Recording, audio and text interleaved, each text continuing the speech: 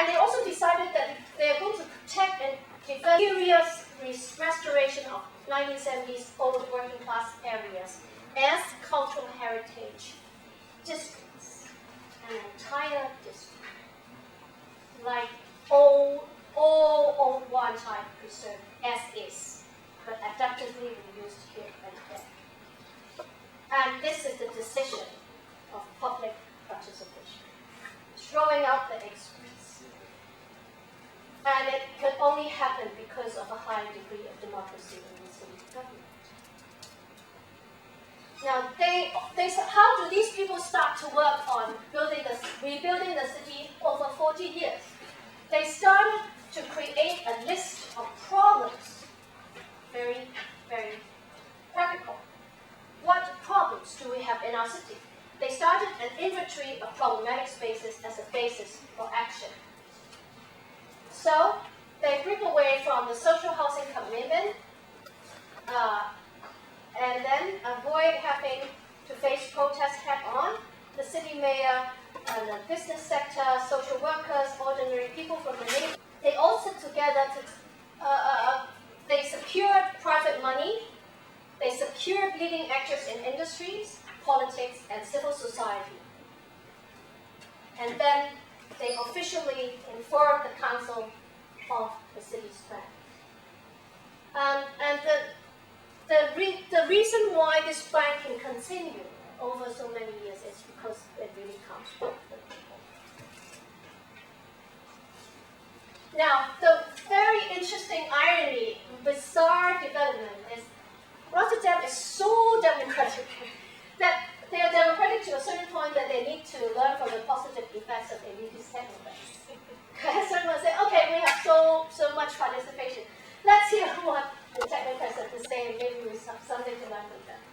So it's a very bizarre, interesting situation that you would want to read on your own. Okay. Model culture was another, because people participated and they have made a wise decision. And it is also like the harbor, the river and the port to Rotterdam is like the harbor to Hong Kong, the Victoria Harbor to Hong Kong. Its river is its image, it is its wealth. Its river is the capital of the city in both the economic and cultural sense. And we should preserve our Victoria Harbor in the same way. The problem with Rotterdam is Rotterdam failed to recognize how uniquely different and un-American its waterfront is.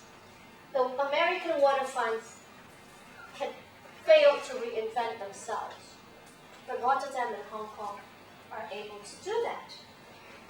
And it is a kind of blind spot that Hong Kong needs to avoid. We need to strive for balance and not choose flip-side extreme strategies of cities that failed to reinvent, because we did not fail to reinvent. The problem with Rotterdam is they forgot how unique they are and how fortunate they are, and how unlike American cities they are. And therefore, they go a little bit too far and created a disturbing reality, which is the unemployed urban underclass do not go away. There is nowhere to go. Like Hong Kong, we are so small. The unemployed will be here forever. So they cannot radiate prosperity to the social housing districts, like they have Tin Shui Wai as well. And it's possible that Hong Kong could share the same kind of nightmare. So Bilbao, I think I'm not going to say too much about Bilbao. This is the favorite city of Langadi. When he goes to do all these comparison of other cities to Hong Kong, he favored Bilbao. But the Bilbao is different. It suits Shanghai more than Hong Kong, right? Because in Songjiaotong, Shanghai, you have all these old warehouses that you can recreate. Of course, it's almost all gone now. But the Bilbao model, it actually compares better with Shanghai than with Hong Kong. That's why I will leave it to you to read. But there are very, very good strategies in Bilbao, but not as contrasting as these other cities I have told you. And also because Bilbao has a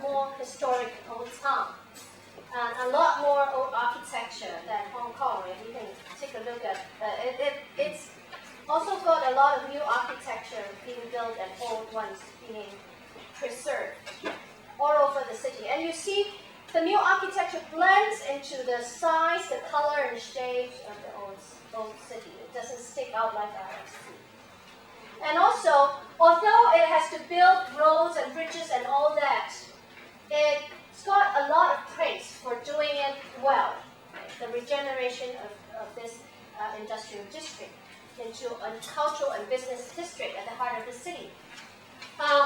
Because the new architecture integrates into the environment, it does not stick out in an ugly way. Okay, maybe I should give you a break, 5 minutes break. I'll come back for a brief idea about the whole idea of cultural tourism and museumization, and then I'll go to the facts of Hong Kong's West. 5 minutes break for the Pomodoro and the problems of the Pomodoro Museum Quarter in Paris. So maybe I should give you some more ideas on the Guggenheim and not the Pomodoro. Which are the two paradigms that Hong Kong is trying to dialogue with or copy from, and quite impossible to do.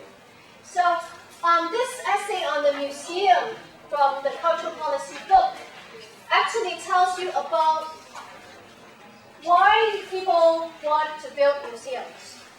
What do museums want to do? How do they do it?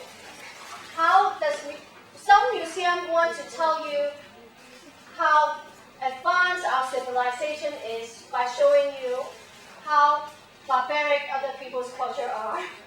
And a lot of the museums which were created in the period of the empires, right, were to show the glory of the empire and what we have taken away from other people.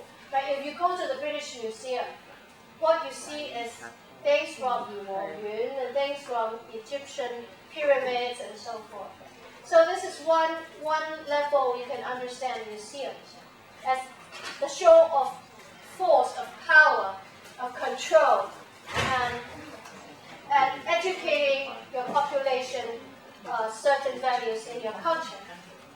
And the style of historical narrative is self-explanatory. It usually says the latest epoch is most advanced, and how do we achieve this? And for example, in the United States, they will have other functions because the United States is a young country. So, for example, if you have a Holocaust museum in the United States, like the killing of the Jews, right, the mass killing of the Jews, and they would make you recall the dead, remember yourself as a survivor or liberator, and how democratic the U.S. is as a preserver of freedom par excellence, to draw tourists, to obtain votes even from the Jewish community. So there are a lot of functions and purposes that a museum can achieve.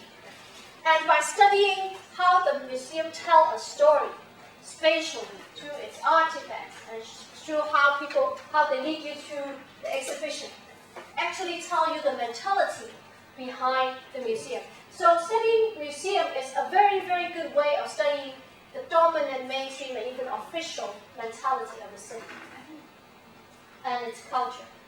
So I'll give these examples of museum and how this essay tells you how to analyze the value system behind a museum.